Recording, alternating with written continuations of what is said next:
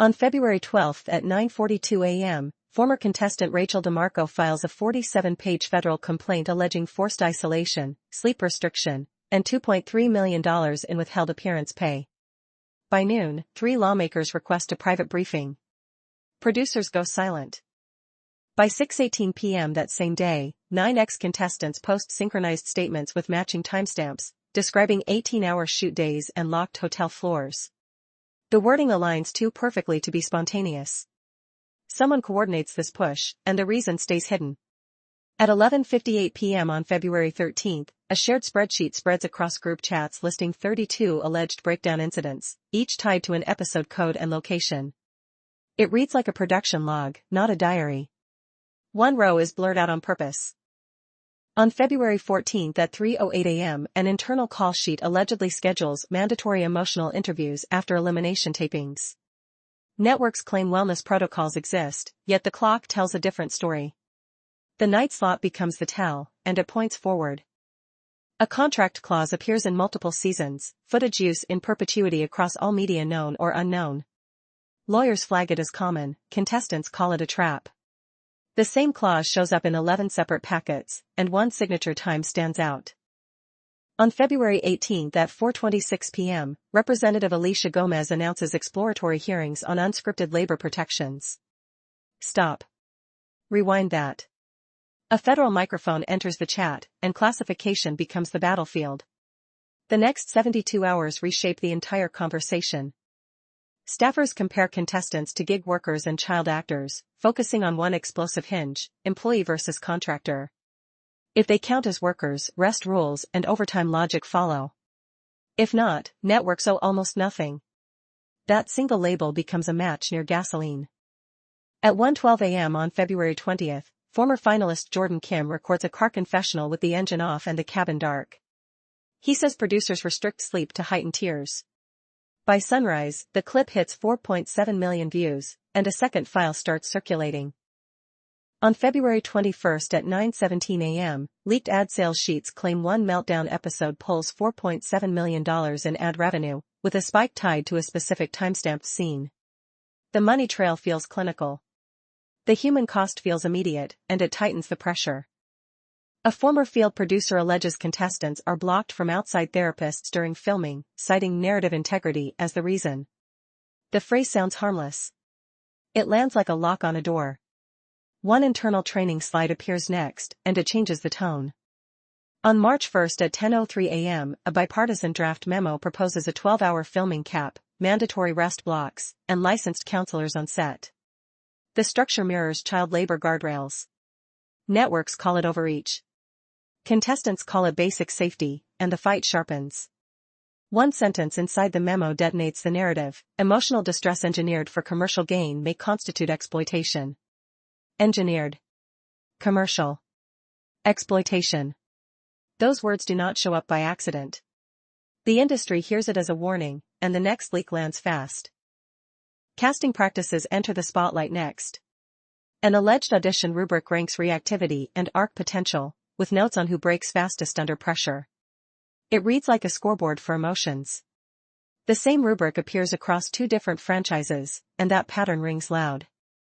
On March 2 at 7:31 p.m., an ex-contestant posts a post-show timeline: medication by month 2, therapy twice weekly, deleted 6 years of photos in under an hour. The edit history shows 19 revisions. The story is being polished for impact, and that matters. The pace becomes the signal. February 12 complaint. February 18 hearing announcement. March 1 memo draft. 17 days to shake a $21 billion machine. That speed suggests backroom urgency, and someone at the top starts calling lawyers before breakfast. At 8 a.m. Pacific on March 3, executives join emergency calls with talking points labeled wellness initiatives and voluntary guidelines. The language softens, the strategy hardens. A single bullet reads limit paper trails. That line becomes the whisper that spreads. By 2:22 p.m. on March 3, a showrunner quote trends: "Raw is real." The phrase slices the internet in half. Some call it honesty. Others call it manufacturing tears. The network posts a calm statement, and the comment section turns into a courtroom. Families step into frame next. On March 4 at 9:09 p.m., one mother says a penalty clause threatens $500,000 if she contacts her child during production. The number hits like a slap. The house is dark, the TV is bright, and the contract sits open. On March 5 at 1:44 p.m., advocacy groups circulate proposed language defining unscripted performer.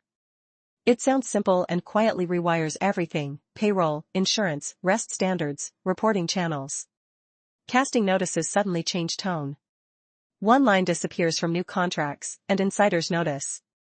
As of March 6 at 6:48 p.m. Eastern, no bill passes yet, but hearings loom and revisions accelerate. Some contestants get offered hush-money-style wellness settlements within 48 hours. Others refuse. The next person to testify becomes the pivot point, and everyone watches. On March 7 at 8:13 a.m., two former contestants accept confidential wellness settlements reportedly totaling $380,000 combined. The move looks small. It isn't. Word spreads fast inside casting circles, and others start calculating their leverage. By 11:46 a.m., another contestant rejects a similar offer and forwards the email to advocacy lawyers. The attempt to contain the fire backfires instantly. Screenshots circulate with timestamps intact, and a new hashtag trends within the hour. At 3:02 p.m., Network HR issues a memo titled Enhanced Wellness Access, promising optional rest breaks and voluntary counseling. The language sounds generous. The fine print keeps contractor classification untouched. The gap between promise and policy widens visibly. Meanwhile, a junior editor discovers archived footage marked "Do Not Air, Extreme Distress," dated October 17, 2022. The label contradicts public claims of minimal intervention. The file size alone is 47 gigabytes, and someone orders it reviewed immediately. Stop. Look at the scale. Since 2018, reality franchises generate over $47 million in ad revenue from episodes centered on breakdown arcs. That number reframes the debate overnight. The incentives become clearer, and the optics grow darker. On March 8 at 9:55 a.m., executives quietly request internal audits of confessionals filmed after midnight. The move aims to prove compliance. Instead, it uncovers 63 instances exceeding 16 consecutive hours on set. The audit meant to protect them expands the exposure. At 12:22 p.m., a production assistant leaks a Slack thread where a supervisor writes, "Push her, she's close to tears." The screenshot spreads like gasoline. Someone thought it was strategy. It now reads like intent. On March 9 at 7:40 a.m., casting directors receive updated guidance to avoid applicants with active mental health vulnerabilities. It looks like reform. It also looks like image control. The shift happens overnight, and applicants start noticing. By 2:18 p.m., 3 former contestants coordinate a joint affidavit instead of individual settlements. The strategy escalates the pressure from isolated stories to collective testimony. One name on that affidavit surprises everyone watching closely. Meanwhile, the showrunner behind the highest-rated season schedules a private call with Representative Gomez at 6:03 p.m. The intent is damage control. The effect is exposure. Calendar logs confirm the meeting, and the timeline tightens. On March 10 at 10:14 a.m., the junior editor who flagged the 47-gigabyte file is placed on temporary leave. Officially routine.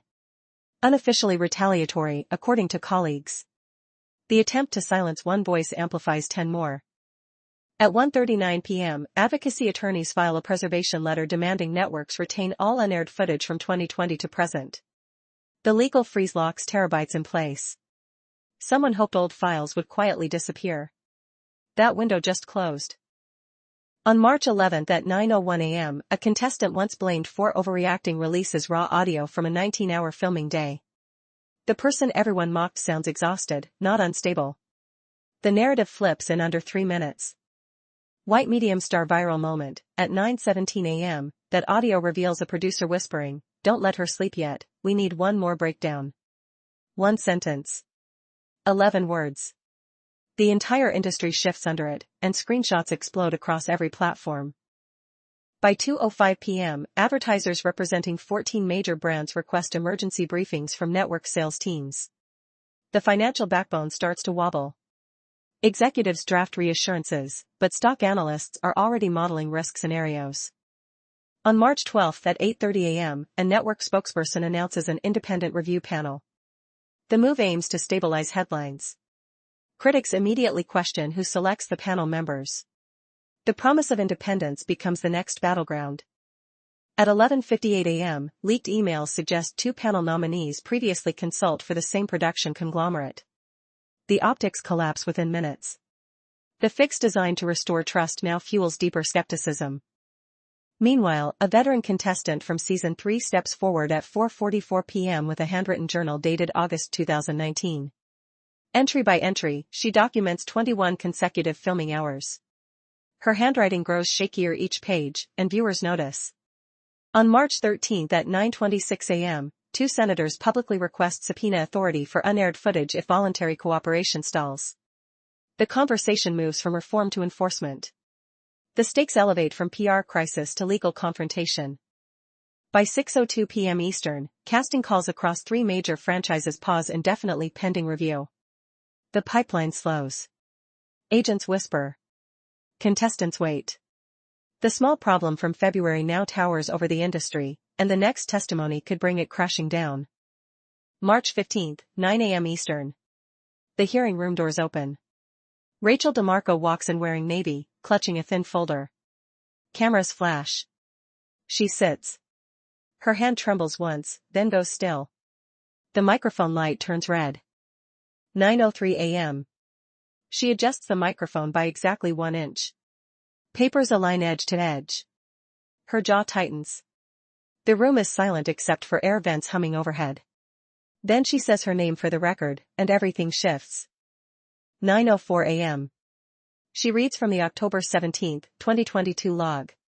Filming resumed at 2:12 a.m. I had not slept. Her voice cracks on the word slept. She does not look up. Someone behind her exhales sharply. 9:05 a.m. She plays the raw audio clip. The whisper fills the chamber, "Don't let her sleep yet, we need one more breakdown." It sounds smaller in person. It hits harder. No one interrupts. 9:06 a.m. She finishes the sentence. She looks up for the first time. And then she says, "I signed at 2:17 a.m. without counsel." The room absorbs it. A pen drops somewhere in the back. 14 million views in 36 hours. Within minutes, her immediate circle reacts. Her former castmate texts at 9:18 a.m., "I'm proud of you." A producer leaves the room mid-hearing. In a nearby office, an executive turns off a television and stares at the wall. By 10:02 a.m., the first clip trending isn't the whisper. It's her pause before saying "without counsel." That 3-second silence becomes a loop. Captions flood feeds. The still frame spreads faster than the audio ever did. At 11:27 a.m., headlines shift from reform debate to federal investigation likely. The language hardens. Stock prices flicker. Agents cancel afternoon auditions.